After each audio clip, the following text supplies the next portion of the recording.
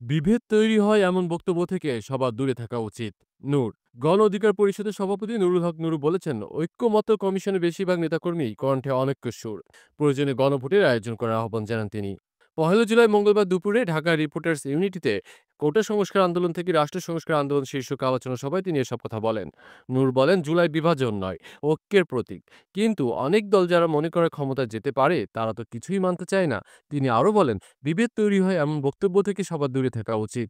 সবাই আপোষ করলেও আওয়ামী লীগের প্রশ্নে গণ অধিকার পরিষদ আপোষ করবে না। এই প্রশ্নে কোনো রাজনৈতিক দল বা উপদেষ্টা কাউকে ছাড় দেওয়া হবে না। বর্তমান উপদেষ্টা পরিষদের যে ফিটনেস, তাদের জাতীয় নির্বাচন সম্ভব নয় বলে মনে করেন নুরুল হক নুরু। তিনি আরো বলেন, আবু সাইদের বাবা একটি টেলিভিশন ইন্টারভিউতে বলেছেন তারা রাষ্ট্রীয় সহযোগিতা পাননি। কেন এখন তাদের এই আক্ষেপ থাকবে? এই দায় সরকারের।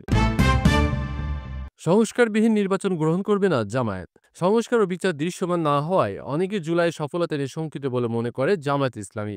তবে জুলাই সবচেয়ে বড় সফলতা হলো একটি স্বৈরাচারকে বিদায় করা গেছে, মানুষকে মুক্ত করা গেছে। জুলাই ব্যর্থ হয়েছে এটা বলার সময় এখনো আসেনি। আজ ১ জুলাই মঙ্গলবার দুপুরে ঢাকা মহানগর দক্ষিণ জামায়াতের আয়োজনে জুলাই অভ্যুত্থানের হতাহতদের জন্য দোয়া অনুষ্ঠানে এসব কথা বলেন দলটির নায়েবে আমির সৈয়দ আবদুল্লাহ মোহাম্মদ তাহের। তিনি বলেন, আগামী নির্বাচনে জনগণ যাকে ভোট দেবে তারাই নির্বাচিত হবে। নির্বাচন সুষ্ঠু ও নিরপেক্ষ হতে হবে, না হলে দেশ কঠিন পরিস্থিতির মুখোমুখি হবে, যা জনগণ মেনে নেবে না। সংস্কারবিহীন নির্বাচন আমরা গ্রহণ করব না। দলটির নায়েবে আমির আরও বলেন, গত বছরের ৫ আগস্টের পর দেশের মানুষ মৌলিক পরিবর্তন চেয়েছে, যা গত ৫৪ বছরেও হয়নি। সরকার সংস্কারের মাধ্যমে সেই মৌলিক পরিবর্তনের চেষ্টা করছে। দীর্ঘদিন ক্ষমতায় থাকার প্রবণতা, সেটা লাগাম টেনে ধরার চেষ্টা করছি। তবে বিএনপি সহ ৩টি দল বাদে আমরা সবাই এক হয়েছি। তিনি বলেন, সব দলকে বলতে চাই, আসুন মৌলিক পরিবর্তনের প্রশ্নে আমরা একত্রিত হই। সংবিধান পরিবর্তনের ধারাগুলো মানতে হবে। আর না মানলে আমরা আবার আন্দোলনে নামব এবং সরকারকে বাধ্য করব মানতে। পদত্যাগের গুঞ্জন প্রসঙ্গে যে হাদিস স্মরণ করলেন সিইসি।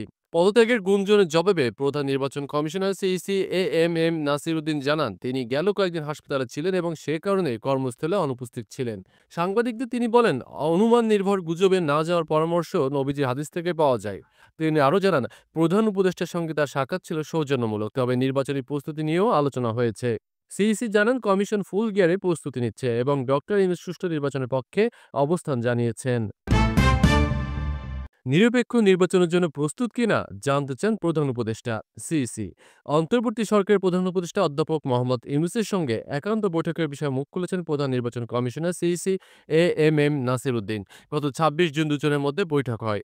১ জুলাই মঙ্গলবার নির্বাচন ভবনে গণমাধ্যমকে সিইসি এএমএম নাসির উদ্দিন বলেন, প্রধান উপদেষ্টার সঙ্গে এটা একান্তই সৌজন্য সাক্ষাৎ ছিল, ফরমাল কোনো বৈঠক করিনি। যখন দলীয় সরকার থাকে তখন সরকার প্রধানের সঙ্গে সিইসি সাক্ষাৎ হয় না, কিন্তু এখন আমি যেমন নিরপেক্ষ, প্রধান উপদেষ্টা নিরপেক্ষ। তিনি আরও বলেছেন, এই মুহূর্তে নির্বাচন আলোচনার কেন্দ্রে। স্বভাবতই কথা প্রসঙ্গে নির্বাচন নিয়ে আলোচনা হয়েছে। প্রধান উপদেষ্টা জানতে চেয়েছেন, অবাধ নিরপেক্ষ নির্বাচনের জন্য আমরা প্রস্তুত আছি কিনা। আমি বলেছি, আমরা প্রস্তুতির ফুল গিয়ারে আছি। গ্রহণযোগ্য ও নিরপেক্ষ নির্বাচন আয়োজনে প্রধান উপদেষ্টা ও ইসির আন্তরিকতা প্রশ্নাতীত বলেও মন্তব্য করেন এএমএম নাসির উদ্দিন।